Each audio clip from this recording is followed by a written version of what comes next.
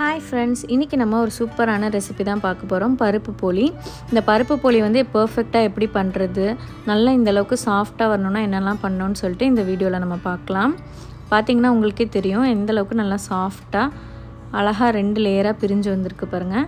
இந்த பருப்பும் வந்து ஈவனாக ஸ்ப்ரெட் ஆகிருக்கு. இப்போ வாங்க இதை எப்படி செய்கிறதுன்னு பார்க்கலாம். ஃபஸ்ட்டு ஒரு பவுலில் 1/2 கப் அளவுக்கு கடலைப்பருப்பு சேர்த்துக்கோங்க. இதை வந்து நல்லா வாஷ் பண்ணிவிட்டு ஒரு அரை மணி நேரத்துக்கு ஊற வச்சுக்கலாம். இப்போ நம்ம போலிக்கு மேல் மாவு பிசைஞ்சிக்கலாம். அதுக்கு ஒரு பாத்திரத்தில் 1/2 கப் அளவுக்கு மைதா மாவு சேர்த்துருக்கேன். நீங்கள் வந்து பாதி மைதா மாவு பாதி கோதுமை மாவு கூட சேர்த்துக்கலாம்.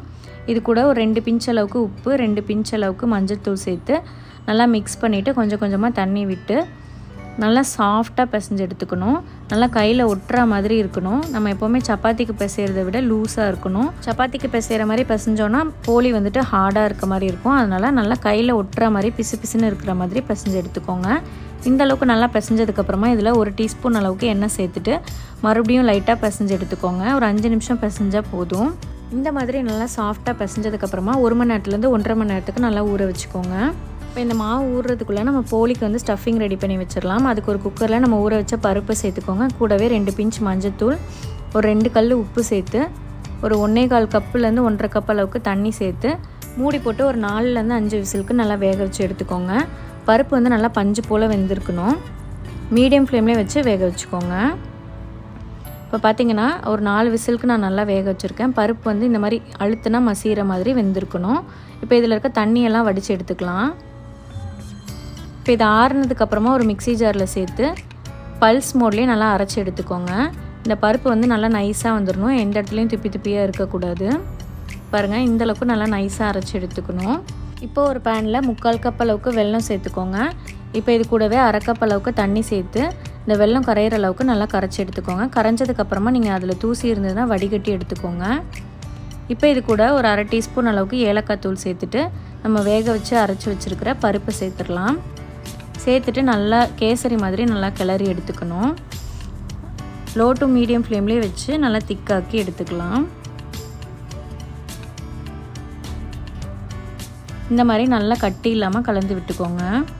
ஒரு 2-3 நிமிஷத்துலேயே நல்லா வந்து திக்காயிடும். இப்போ இதில் ஒரு டீஸ்பூன் அளவுக்கு நெய் சேர்த்துட்டு நல்லா கலந்து விட்டுக்கோங்க. நல்லா இந்த மாதிரி அல்வா மாதிரி இந்த பாத்திரத்தில் ஒட்டாமல் வரணும். இந்த அளவுக்கு இருந்தாலே போதும். இது ஆறுனதுக்கப்புறமா இன்னுமே திக்காகும். அதனால் நம்ம ஸ்டவ் ஆஃப் பண்ணிவிட்டு அப்படியே ஆற வச்சிடலாம். ஆறுனதுக்கப்புறமா பாருங்கள், இந்த மாதிரி நல்லா லட்டு மாதிரி பிடிக்க வரணும். அப்போ தான் உங்களுக்கு கரெக்டான பதத்தில் இருக்குதுன்னு அர்த்தம். இப்போ பார்த்திங்கன்னா போலியோட மாவும் நல்லா ஊறிடுச்சு. பாருங்கள் எந்த அளவுக்கு நல்லா சாஃப்டாக இருக்குன்ட்டு. இப்போ நம்ம ஸ்டஃபிங்கை வந்துட்டு இந்த மாதிரி சின்ன சின்ன உருண்டையை உருட்டி வச்சுக்கிட்டோன்னா நம்ம போலி தேய்க்கிறதுக்கு ஈஸியாக இருக்கும். நம்ம உருட்டி வச்சுருக்கிற பருப்பு உருண்டையை விட கொஞ்சம் பெருசாக மாவு எடுத்துக்கோங்க. எடுத்துகிட்டு லைட்டாக இந்த மாதிரி தட்டி விட்டுக்கோங்க. கையிலேயே இந்த மாதிரி ஸ்ப்ரெட் பண்ணி விட்டுட்டு நம்ம எடுத்து வச்சுருக்கோம் இல்லையா அந்த பருப்பு பூரணம், அதை வந்து இதுக்குள்ளே வச்சுக்கலாம். வச்சுட்டு ரோல் பண்ணிக்கலாம். நம்ம ஆலு பரோட்டாலாம் பண்ணுவோம்ல, அந்த மாதிரி நல்லா ஸ்டஃப் பண்ணி எடுத்துக்கோங்க. இப்போ இதை நல்லா உருட்டி விட்டுக்கோங்க. எந்த இடத்துலையும் கேப் இல்லாமல் நல்லா க்ளோஸ் பண்ணிக்கோங்க. இதே மாதிரி நம்ம எல்லாத்தையும் ரெடி பண்ணி வச்சுக்கலாம்.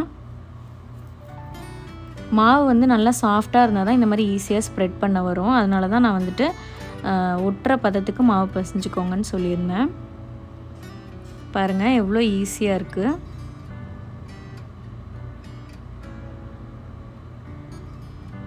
இதே மாதிரியே நம்ம எல்லா உருண்டையும் இந்த மாதிரி உருட்டி வச்சுக்கலாம்.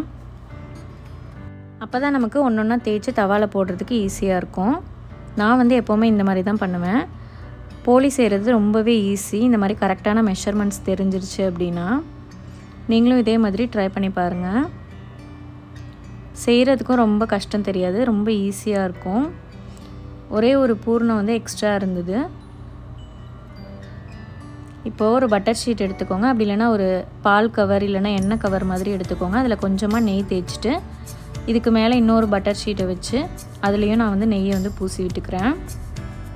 இப்போ இதுக்கு இடையில் நம்ம உருட்டி வச்சுருக்கிற மாவை ஒன்றா வச்சு இந்த மாதிரி லைட்டாக ஸ்ப்ரெட் பண்ணி விட்டுட்டு மறுபடியும் அந்த பட்டர் ஷீட்டை மேலே வச்சு நல்லா இந்த மாதிரி தேய்ச்சி விட்டுக்கோங்க. மாவு வந்து எந்த அளவுக்கு சாஃப்டாக இருக்கோ அந்தளவுக்கு உங்களுக்கு ஈஸியாக இருக்கும் இந்த மாதிரி ஸ்ப்ரெட் பண்ணி விடுறதுக்கு. நீங்கள் வந்து கையிலையும் ஸ்ப்ரெட் பண்ணி விட்டுக்கலாம். அப்படி இல்லைனா சப்பாத்தி கட்டை வச்சும் நீங்கள் வந்து தேய்ச்சிக்கலாம். இந்த மாதிரி நல்லா ஸ்ப்ரெட் பண்ணி விட்டுக்கோங்க. எந்த அளவுக்கு தின்னா உங்களுக்கு முடியுமோ அந்தளவுக்கு நீங்கள் வந்து தேய்ச்சிக்கலாம். ரொம்பவும் மெலிசாக இல்லாமல் ரொம்பவும் திக்காக இல்லாமல் மீடியமாக இதை வந்து நல்லா தேய்ச்சி எடுத்துக்கலாம். இப்போ பாருங்கள், நம்மளோட பருப்பு போலி வந்து சூப்பராக வந்திருக்கு. இந்த ஸ்டஃபிங்லாம் வெளியில் வராமல் அழகாக வந்திருக்கு. இப்போ நம்ம தவா நல்லா சூடானதுக்கப்புறமா இந்த மாதிரி அந்த பட்டர் ஷீட்டோடு எடுத்து தவாவில் போட்டுக்கோங்க. ஒரு சைடு நல்லா செவந்து வந்ததுக்கப்புறமா இன்னொரு சைடு திருப்பி விட்டுக்கோங்க. கொஞ்சம் மீடியம் ஃப்ளேம்லேயே வச்சு இதை வந்து சப்பாத்தி மாதிரி போட்டு எடுத்துக்கலாம்.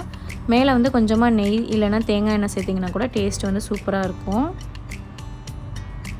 நெய் சேர்க்கும் போது நல்லாவே வாசனையாக இருக்கும். இப்போ அவ்வளோதான், நம்மளோட போலி சூப்பராக ரெடி ஆயிடுச்சு. இப்போ அடுத்த போலி பார்த்திங்கன்னா நான் வந்து சப்பாத்தி கட்டையில் தேய்ச்சி காமிக்கிறேன் பாருங்கள்.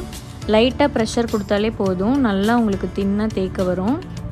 ஏன்னா மாவும் நம்மளோட ஸ்டஃபிங்கும் வந்து நல்லா சாஃப்டாக இருக்கிறனால லைட்டாக அப்படி இந்த சப்பாத்தி கட்டையை வச்சு தேய்ச்சோன்னா சாஃப்டாக இருக்கும் நமக்கு தேய்க்கிறதுக்கு. அவ்வளோதான் பாருங்கள், ஒரு 2 நிமிஷத்தில் நம்ம தேய்ச்சி எடுத்துடலாம். பாருங்கள், ஸ்டஃபிங் எல்லாம் வெளியில் வராமல் எவ்வளோ சூப்பராக வந்திருக்கு பாருங்கள். இப்போ இதையும் நம்ம தவாவில் போட்டுக்கலாம். தவா வந்து மீடியம் ஃப்ளேம்லேயே வச்சுக்கோங்க. ரொம்ப ஹை ஃப்ளேமில் வச்சிங்கன்னா இதில் வெல்லம் இருக்கிறதுனால கொஞ்சம் ப்ரௌன் ஆகிடும் டக்குன்னு. ஒரு சைடு நல்லா வெந்ததுக்கப்புறமா 2 சைடும் திருப்பி போட்டு கொஞ்சமாக நெய் தேய்ச்சி எடுத்துக்கலாம். வாசனையே நல்லா கமகமான்னு வரும் உங்களுக்கு. அவ்வளோதான், நம்மளோட போலி வந்து சூப்பராக ரெடி ஆயிடுச்சு. பாருங்கள் எவ்வளோ சாஃப்டாக இருக்குது பாருங்கள். நீங்களும் இதே மாதிரி ட்ரை பண்ணி பார்த்துட்டு எப்படி வந்துச்சு அப்படின்னு கமெண்ட்டில் சொல்லுங்கள். இந்த ரெசிபி உங்களுக்கு பிடிச்சிருந்தாலும் கமெண்ட்டில் சொல்லுங்கள். இந்த ரெசிபி ஒரு வாட்டி ட்ரை பண்ணி பார்த்துட்டிங்க அப்படின்னா அடிக்கடி நீங்கள் வந்து பருப்பு போலி செய்வீங்க. உங்கள் பசங்களுக்குமே ரொம்ப பிடிக்கும். ஒரு வாட்டி அதை செஞ்சு கொடுங்க, ரொம்பவே விரும்பி சாப்பிடுவாங்க. தேங்க்யூ ஃப்ரெண்ட்ஸ், பாய்.